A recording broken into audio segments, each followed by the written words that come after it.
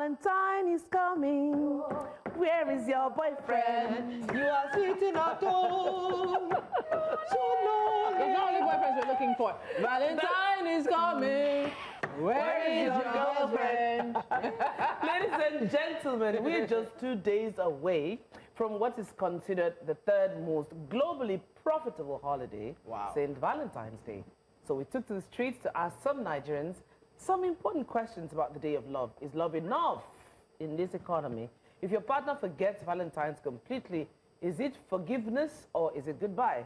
We have the answer to those questions, but you'll have to wait till tomorrow to find out what the people are saying. But let's get to the order of business for today. This morning, we bring you a story that reminds us that talent can be discovered anywhere and that one opportunity can completely change the course of a life. From the streets of Port Harcourt to Paris, a young Nigerian model is stepping confidently on the global stage.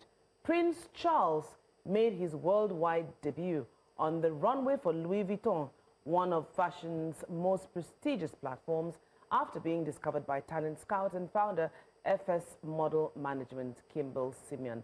In just a few minutes, we've got the man who spotted the potential and the rising star now capturing global attention to talk about discovery, talk about discipline, and what it truly takes to compete at the highest level. That's coming up. But first, I did it.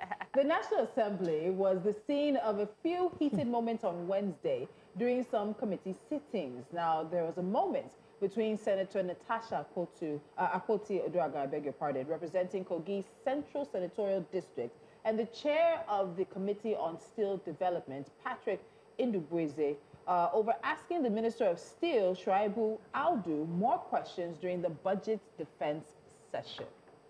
I don't want to talk about it because I need you to see it. Let's take a look. Distinguished, let us call it a I'd like for to the please, minister. it's very important. When please. we come for investigative No, hearing, Honorable we invite Minister, them. please, I'd like to say I think, this. Mr. Minister, No, please, do not we'll hit the gavel. I still have something to say, and I think you should respect me enough.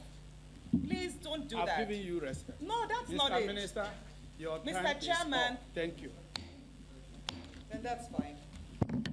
You are I to think wait. you Don't go disrespected with me it. more than enough. No. On this, no, you can't do this to me. You can't. You spoke.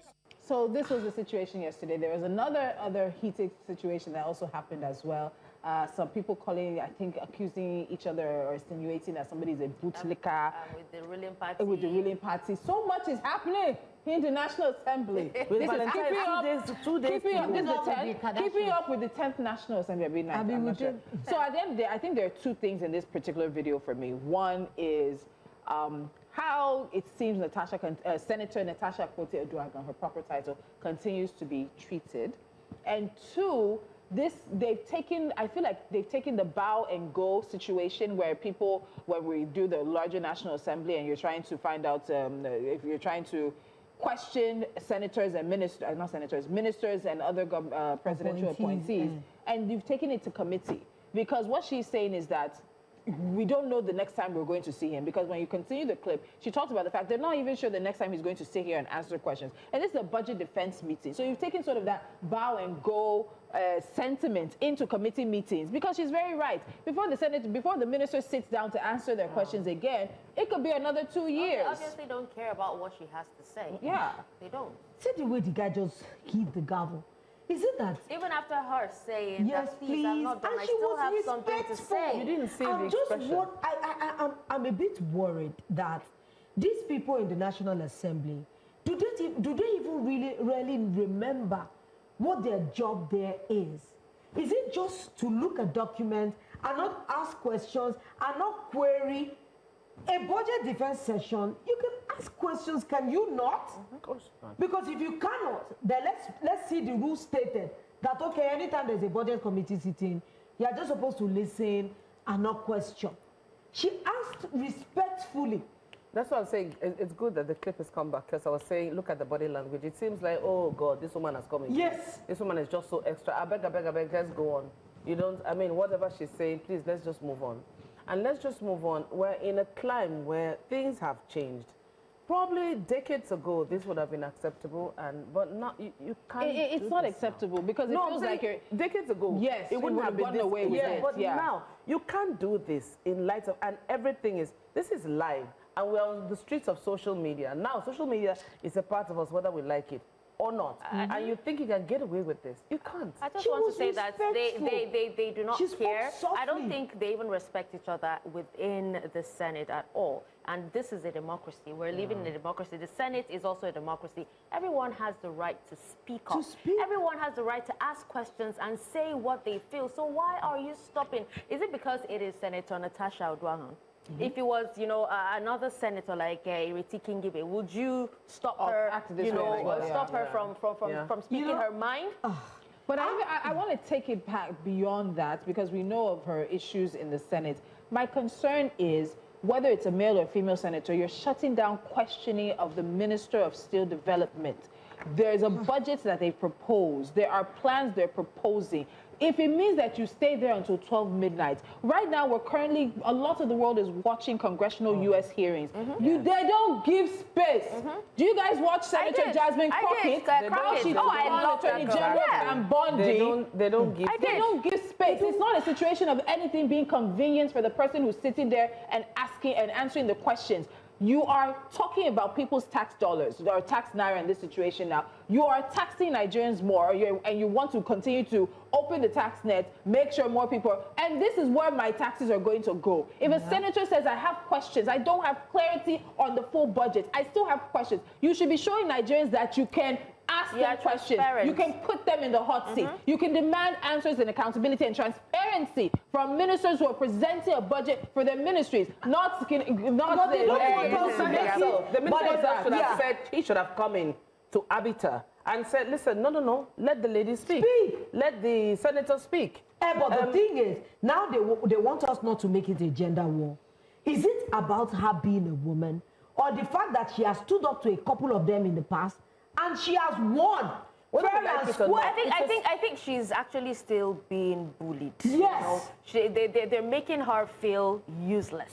I think that was the plan because... See, for me, I don't care if Senator Natasha Akpoti-Uduaghan is a saint or not. I'm not interested to know whether she's a saint or not. But because of the singular fact that she's a senator of the Federal Republic of Nigeria, she has as much right as every of them. Any of them to say her mind. Let her be extra, let her be, but you cannot shut her down. And like I said, I go back to the presiding officer who could have said, no, the senator is still speaking. Allow her land. Because, like you say, it's a democracy. We need to see them questioning these people. We need to see them demanding answers. They've turned it into a formality. That's why I said I feel like they've taken those sentiments and they've brought it into committee hearings and they've brought it into budget defense hearings, and you're still propagating that sort of because they're trying to avoid accountability. Ask them questions. Still development. What still are we developing? Exactly. Are we still sitting on Ajakuta? Is this not the minister who's overseeing Ajakuta? I think even I think there was also an altercation with David Umahi as well, Minister of Works and all that. But was I the only one that thought that she was going to snatch the gavel at some point? Or I would have snatched it. I think I would have if it were me. There's a respect that needs to be. She did the right thing, but it is unfortunate that she continues to be the one who's finding herself on the receiving end of this. And if we're removing gender from it, the committee chairs still do not do well. If there's still questions, let the questions be asked. Let Nigerians see that you're demanding accountability and transparency. That you fear no one. Look at his body. He said, I've respected you. It's true. Let's take reactions, actually. Because we have guests waiting. And then we also have a team at Argungu. And we have so much to do on today's show. So we're going to go ahead and move forward. So that should take us on a break. Yes. Well, imagine just minding your business and going about your activities on the busy streets of Port Harcourt, Rivers State, not knowing that someone has set off a hunt for your identity. Now, when we come back, we'll talk to Kimbel Simeon, founder, global director, FSModel Management, and Prince Charles, now international model, on what led to Charles making his debut for famed fashion house Louis Vuitton. The story after this. Welcome back. You're still on Jasiri. In fashion, a single moment can open doors to the world. but it often begins with someone bold enough to recognize greatness before anyone else does. For Prince Charles, the moment happened in Port Harcourt when FSModel Management founder Kimbel Simeon saw something extraordinary. What followed was a journey of preparation and persistence, culminating in a remarkable debut on the Louis Vuitton Runway in Paris. But beyond the glamour lies a deeper story: the mentorship, resilience, and expanding global appetite for African excellence. So how does raw potential become runway ready? And what does it take, not just to arrive, but to stay relevant in one of the world's most competitive industries? Let's start at the very beginning, because joining us now is Kimbel Simeon, the founder, global director, FSModel Management, and fresh off his runway debut, Prince Charles, international model. Gentlemen, we want to say thank you so much for joining us this morning. Good morning. Good morning, guys. Forgive the breeze. Thank you, I'm still like, oh my God, I'm in my oh my God moment. Prince Charles, let's start with you. Congratulations on making your debut. So many of us feel like it's Nigeria that debuted with you. But we know that every success story has a starting point. And of course, with Kimbel, you are the starting point of this story. So Prince, just hold on a little bit. Kimbel, take us back to Port Harcourt. What exactly caught your attention about Prince Charles? Were you in the car? Were you on the road? Because I've seen the video, and I think we'll play the video now, but what caught your attention about Prince Charles the day you first saw him? Okay, so I was coming back from classes on that particular day, and it was very, very hot. Like, it was so hot, and I was very upset because I needed to get home. So I was actually trying to rush home and, just get myself together. So I got to my street, and I was just, right when I was just about to cross the road, I saw him. He was standing with his sister, and I was like, oh my God, this boy looks like a model. And I wanted to get to speak with him, but then I was so tired and obsessed from the whole weather and everything, so I couldn't get a number or anything, so I just took a video of him. But then what caught my attention was how striking his face was. Apart from just being a good-looking person, he has such amazing facial features, and this is basically what I'm looking out for as a model agent and talent manager. So I just took the video, and I think months later, actually, because I didn't even post the video immediately. It was, I think, months later. And I just found the video in my gallery. I'm like, oh God, I can't lose this boy now. So I just posted the video because I do have some type of following on TikTok as a then. So I put up the video online, and the video just did its job. It did its job, and voila. As I said, the rest is history. Prince, let me come to you. You are just going about your business, not knowing that Kimbel is on the hunt for you. In fact, when I first saw you on social media, I said to myself, this boy just has something. And I started following you on Instagram without knowing what you were up to, because you just had a look. But to my question, Prince, who first let you know that Kimbel was looking for you? And what did you think in that moment? What did you think was going on? Everyone, good morning. Morning. So let me get through the story. When he posted the video, I had moved out from the place where the video was. So I was just at home on that very day, and someone called me from my old apartment and said, bro, do you know you're trending online? And I'm like, how? I don't have the social media, so how did that happen? And the guy sent me a link on WhatsApp. So I was not able to play it because I don't have a social media account. So I called my elder sister. This is what I heard. She should confirm the story. And she was like, yeah, that the video has gotten about 10K views. Wow. I was like, that's great. Wow. Well, Prince, I'm actually interested in your background, because your life just changed all of a sudden. What was life like for you, before you were discovered? Had modeling ever crossed your mind at all? Okay, yeah. So let me just, I'm in entertainment takes, and I also I'm very interested in politics.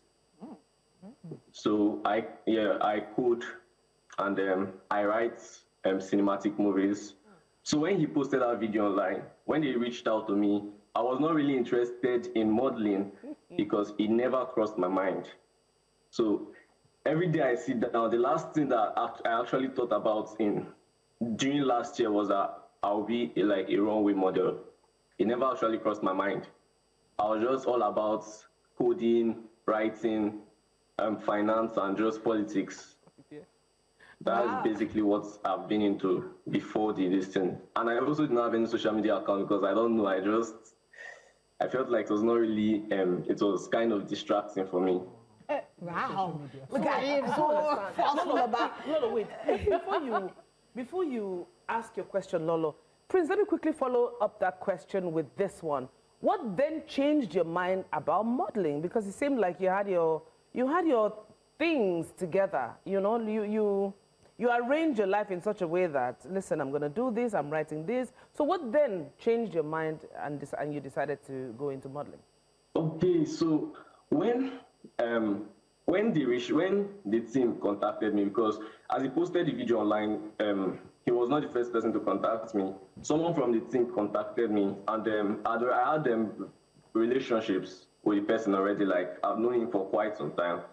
So when he contacted me, I was like, I'm not really ready to do this thing. I'm not interested. But he was consistent. He like followed up every day for about 2-3 weeks. So when the last time I was like, okay, that was when I finished writing a movie, Street Blood. So when he called me, I was like, okay, you have 30 minutes. Just convince me to do this. And within the 30 minutes, he was like able to convince me to do it. Now citing values on how me being a model can actually help impact in my script writing and entertainment journey as a whole. Wow. And wonderful. Kimbel, I need to ask you, because you are a miracle worker. You know, when you talk to someone, it's a different thing if somebody is interested in what is being introduced. It's another ball game when somebody's trajectory is following another path and you want to, you know, change the path of this person and put him on the path of destiny. Because I know this is a destiny-defining moment for Prince Charles. Exactly. Please, I want to know, what did you say? How did you convince him, you know, to be able to say yes? Especially a young man that seemed not to be interested or had never even thought about it. There must be something that, you know, you sold to him.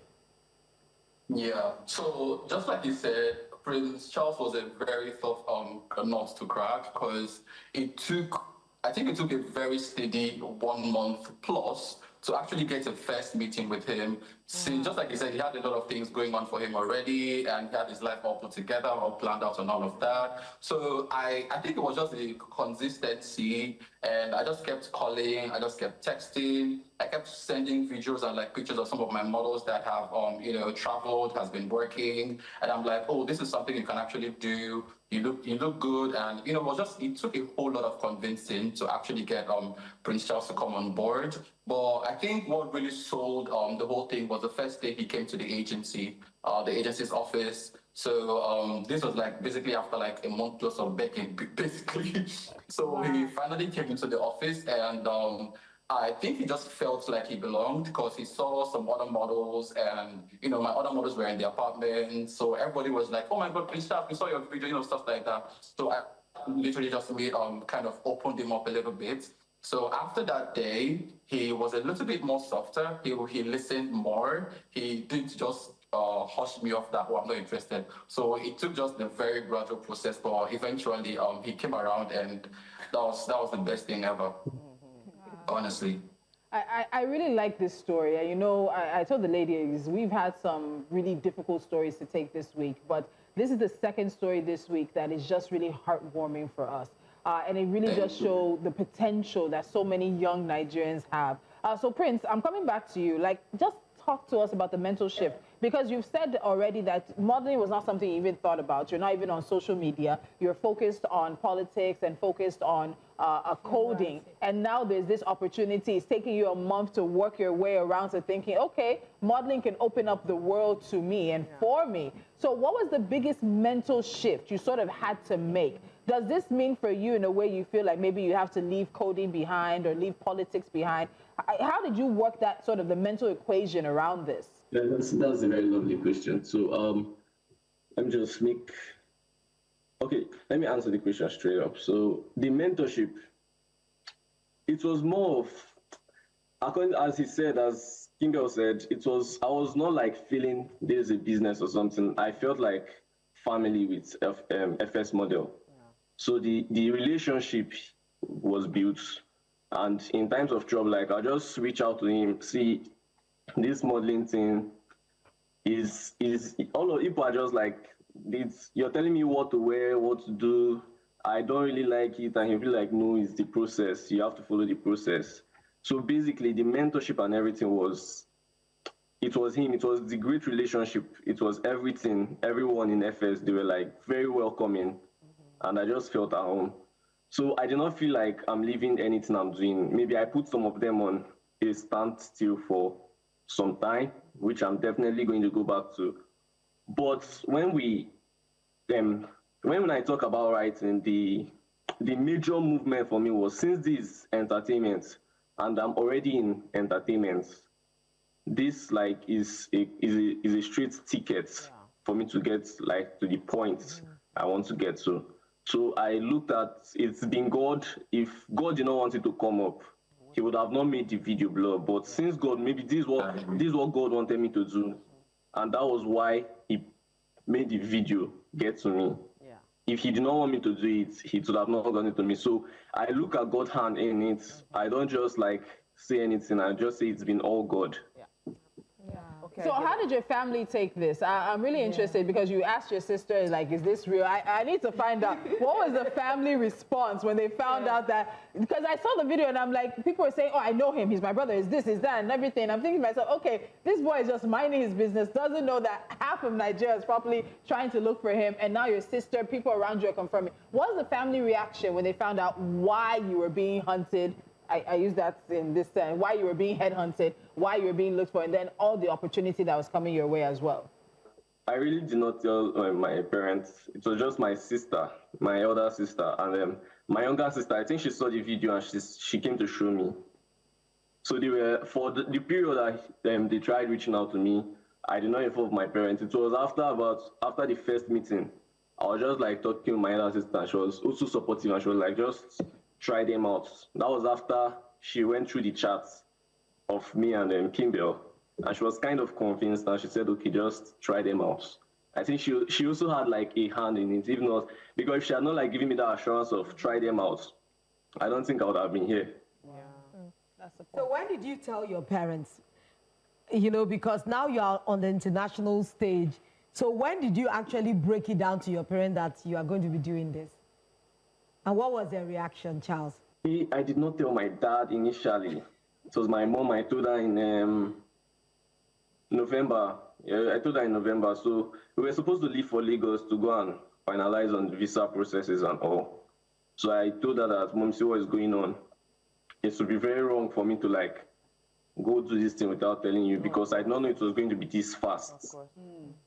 So yeah. you can help me just put it. You can put it to my dad and every other thing. So she did as we spoke, and later on I spoke with him and he was like, no problem. But anything I'm doing, I should not forget about school. Yes. Okay. On that note, Kimbel, Prince, please let's take a quick break. We shall return shortly, and when we do, we'll talk about the preparation, the pressure, and the moment everything changed. This is Jasiri. Don't go away. Working for Louis Vuitton is more than a career milestone. It is a statement that you belong on fashion's biggest stage. But before that first walk, there was also preparation. Now, our guests today have a story that has captured Nigerian hearts. Kimbel Simeon is the founder, global director, FSModel Management. Now, he discovered Prince Charles on the streets of Port Harcourt, and they're with us to tell the story. Kimbel, let's come back to you. Now, when you see raw talent, what tells you someone can, compete globally? Are there many young Nigerians with this level of potential who simply have not been discovered yet? As a matter of fact, yes. As a model agent and talent agent from Nigeria and Africa precisely, I just know that there are a lot of talents out there that are yet to be discovered. And we're currently on tour, might I add that, across Nigeria and Africa, discovering new faces to sign. So what stands out for me from the models we sign are a particular type of models that have a significant type of look. It probably might be a standard type of beauty or a very generic African type of look, something that just screams difference from the average Nigerian or the average teenager that we can find. So some people look good, but they don't look model good. That's just like the difference. But then some people you see, I just know that, okay, this person is the next big thing just because of facial features, personality, looks, and basically everything like that. So I mostly look out for the facial features, and I like people that usually have like a certain type of story to their faces or their looks, something that could just, a type of person that you see and you can just walk away immediately. You have to probably just like have a turn to look at this person. Oh, this person looks cool. Oh, this person looks great. Yeah, that's basically what I'm trying to look for when I'm scouting and signing models. Wow, Kimbel. Let us stay with you, please, because it's so important. A lot of people like the noise, they like the ovation, but they do not know what it takes to get there. Please, can you take us through the preparation or the routine building?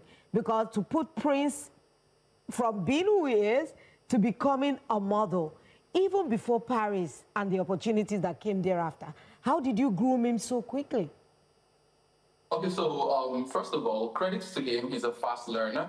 And but basically, we go through something we call a development process with our models. So this entails certain type of practices that we ensure that they learn. Firstly, how to talk, because being a model, you have to be in front of the camera all the time, from interviews to magazine, and basically all these things. So we take them through a series of developments to walk, to talk, personality, confidence, and so yeah, this usually takes a whole lot of time. Sometimes it takes months to get a particular model to the stage where we like them to be, but it's usually a very consistent thing that we do. Sometimes we do 3 times a week, sometimes 2 times a week, depending on what the model can actually take. So it's a very, very crazy series that we go through. So the catwalk trainings, we take them to test shoots with photographers just to help them build the confidence of knowing and learning how to work and stand in front of the camera.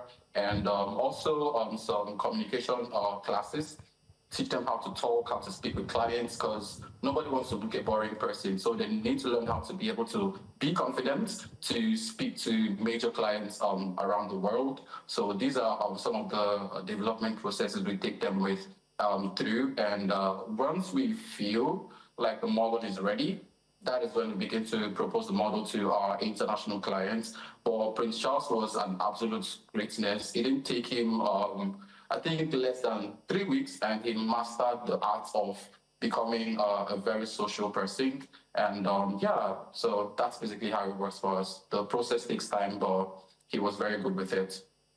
So, Prince Charles, let me ask you now, what did you think of the practice for walk this way, stare like this? You know, we're told that, you know, models don't smile. They give you that look, you know? Hold your head like this, talk like this. Did you take this very serious in the beginning? What was this practice for you? What I had, like the picture I had in my head of a model walk was really different from what a model walk was actually. So the development process, I took it really, really serious. The only thing I did not like was being in front of the camera. That is the only thing I did not like during the development process, being in front of the camera. But now I've come this far, looking back, and I'm like, thank you very much, Kimbel Simeon, for always like putting me in front of the camera, because if not, would have not been here or done this right now. Okay. So Kimbel, let me come back to you. Can you tell us how the Louis Vuitton opportunity came about? How intense is the preparation required for a runway of that magnitude? And how did you just know straight away that Prince Charles was just ready for that? Okay, so it was a very stressing moment for me as an agent because in as much as I'm his mother agent, which simply means his scouting agent from Nigeria, I place models with different strong international agencies. So I was able to place him with one of Europe's great agency in Paris. And when they brought him in, he had a series of castings. He went to just like an audition for different brands to see who books or who likes. So when the information, the option, we call it, for Louis Vuitton came, it wasn't what I was expecting, but I was like, okay, this is great. So I'm not gonna lie, I didn't see it happening because, I mean, he was a very new model. And for a brand like Louis Vuitton, they love very strong models. So I'm like, this option came, thank you, Lord Jesus, this is great. If we get it, we get it. If we don't, it's absolutely fine. I'm glad that the option came for my boy, Prince Charles. So it was a whole lot of screening processes with the international agency and the team at Louis Vuitton. They had the casting, he had the callbacks. I think he had callbacks 2 times.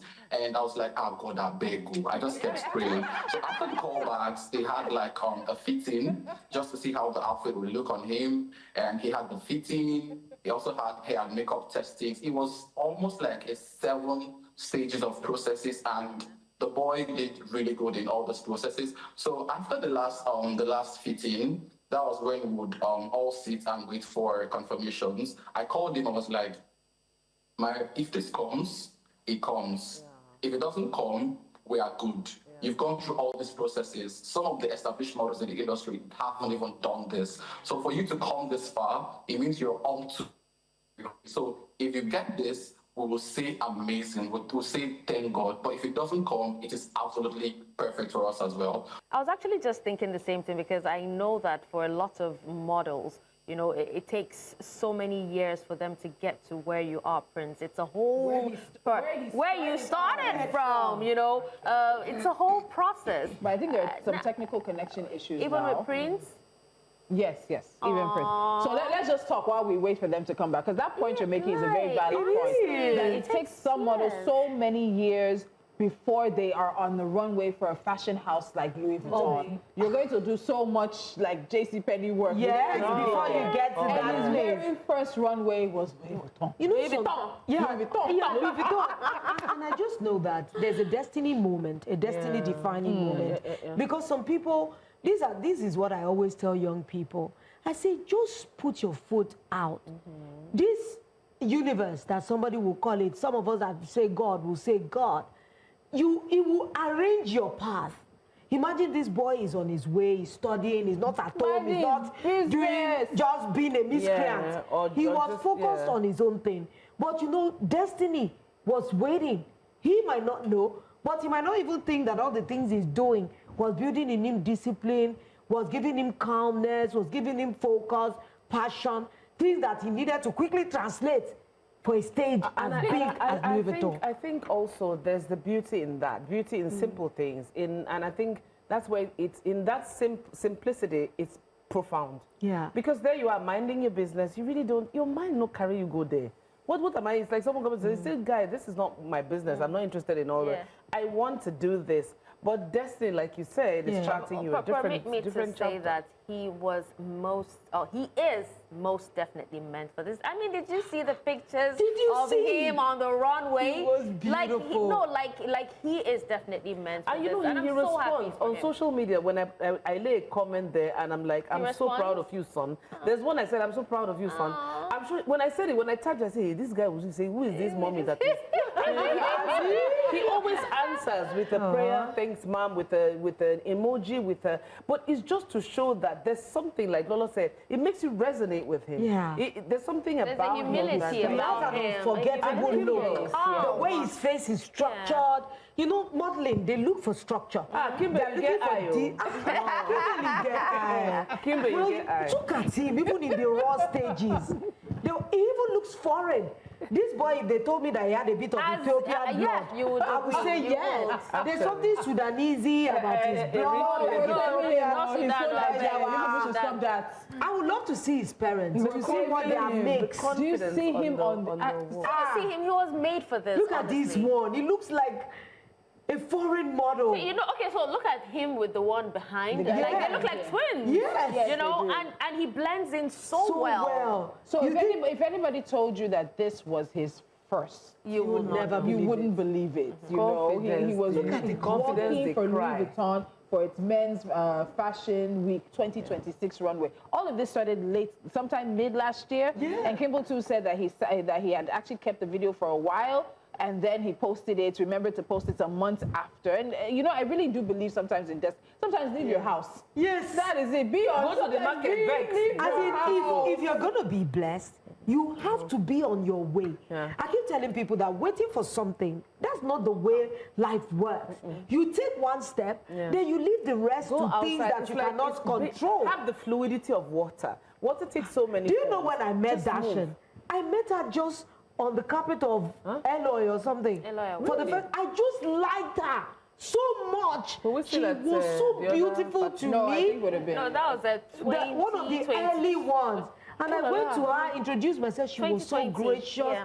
I took her number. So from time to time, we just say, do you know that Destiny just started bringing us closer and closer? Yeah, and we're First, here she now. started working with school as a at that time. And she was out of Lagos, Kaduna. And our friendship just kept on and on until when she was coming to Lagos, she texted me. I said she was coming to work in Lagos, and I wasn't going to be with you, Sandro. You had no idea. Yes, I was just so happy. Yeah. And now we're like, you know, sister presenters, you know, in each other's lives. Until you're in the makeup room. And then well, it's all right. Yeah. No, I'll let you keep that aside for that. Let's take a quick time out. Technical difficulties are stressing me right now. I'm sorry, Tolu, I feel like a model with this. Will you please You know go? what? When we come back, we will see which of them actually can give you model face. I'll give instructions and you will vote if you want to vote. Let's just go on a quick break. We'll be back. Technical difficulties, because we have so many more questions for Kimbel as well as Prince Charles, but we have asked them to make sure that once they are in Lagos, they join us right here on the Jasiri table. So I'm going to put the ladies through their paces. I feel like I wanted Kimbel to be here so he could grade everybody, but I wanted to see how we would do with our model faces. We just have a few minutes. Just keep smiling. No, we're doing it one at a model time. is Excuse me, not hello, about ladies, one smiling. at a time. And Catherine, because you're the one sitting directly across from me, you get it first. Follow my instructions, I don't okay? follow instructions. I have So, model are you features. ready? See your cheekbone. Let me, we have a few minutes. Catherine, Ma? smile without your eyes. Smile without your eyes. Just smile without your eyes. I Don't Smile make it without your difficult. eyes. I can't Look smile. into Smile without your eyes. No, I can't. Dashing, I'm going to smile because this woman is Catherine, she's why are you telling like me this here. now? Okay, Dashing, let's get Dashing on cam. Are you ready? Smile without your eyes. Okay? Raise your eyebrows. Now stop smiling. Did it work? Eyebrows went It did not work. Dashing did not work. She tried though. Catherine, can we try again? No. Okay. Let me not be a Smile spoiled without your eyes. Raise your eyebrows. Why is her cheek twitching? Stop smiling. I was smiling. No. You have to take the glasses off because we need to see your eyes. Yeah. sorry. Uh-huh. No, but I didn't need to read nothing. Smile without your eyes. Raise your eyebrows. Are the eyebrows raised? I can't see. They are. Now stop smiling. Go back to her. Ah! Gang, She nailed it! The world stage is waiting for me. Fat Louis Vuitton model. Let me try. Let's come to me. Are you ready? Yes. Smile without your eyes. Hello there.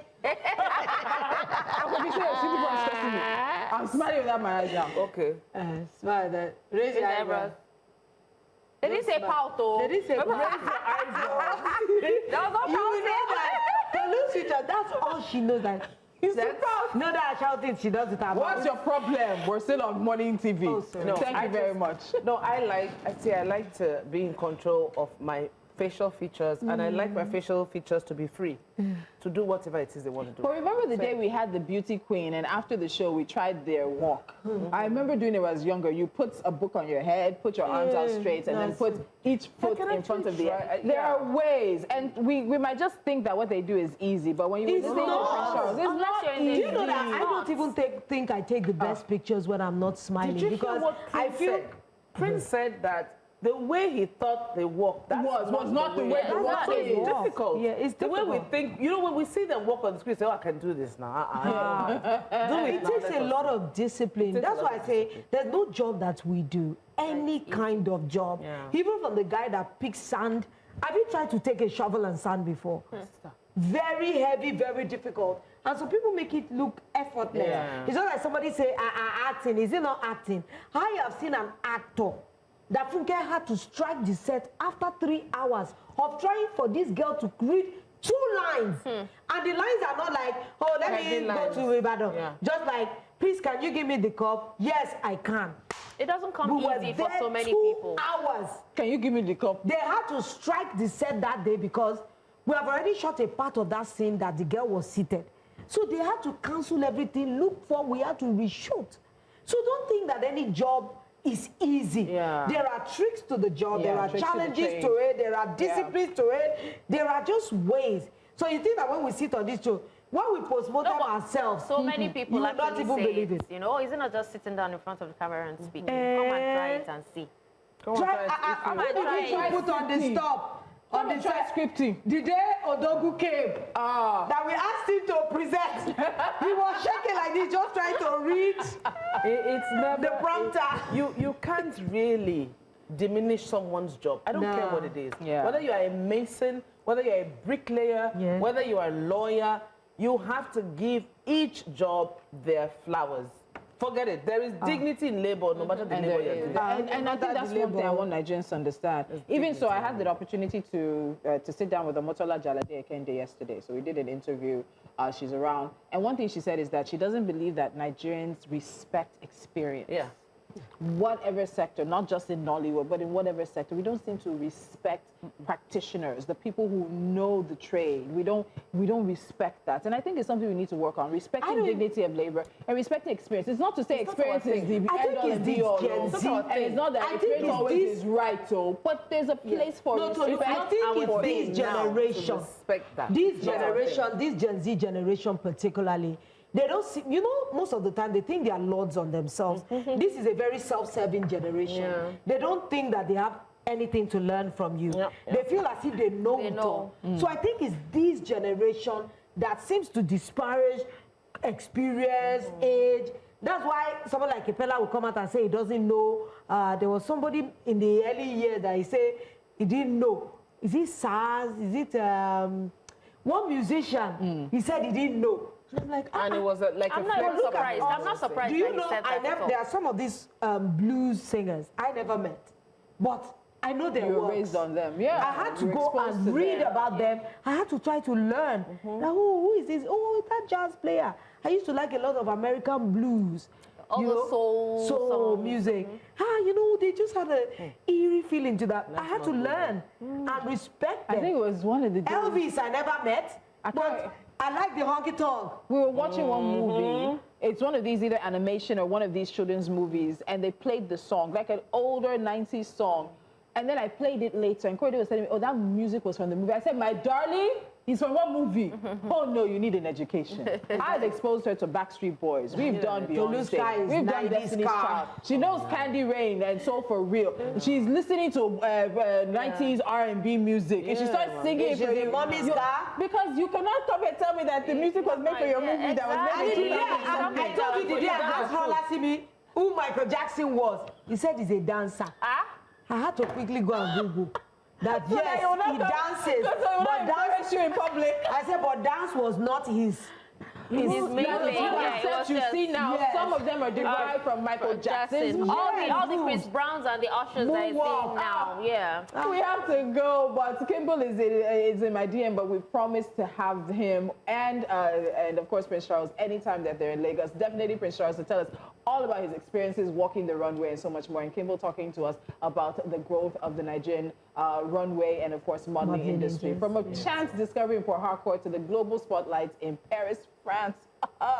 Prince Charles's journey is a powerful reminder that talent knows no boundaries and that with the right guidance, preparation, and belief, dreams can travel further than we can imagine. And so we have to say a big thank you to Kimbel, as well as Prince Charles, who is now in London and has many more runways ahead of him. Amen. Well, tomorrow, we celebrate Valentine's Day because we're not going to be here on Saturday. And we have an inspiring couple joining us to share their story of love. Love in different shades, sizes, shapes, and all of it. So come with us tomorrow, 10 a.m., and celebrate Valentine's Day. We'll see you guys tomorrow. So, Lou, what? We're in French mode now, so merci beaucoup. Paris. Paris.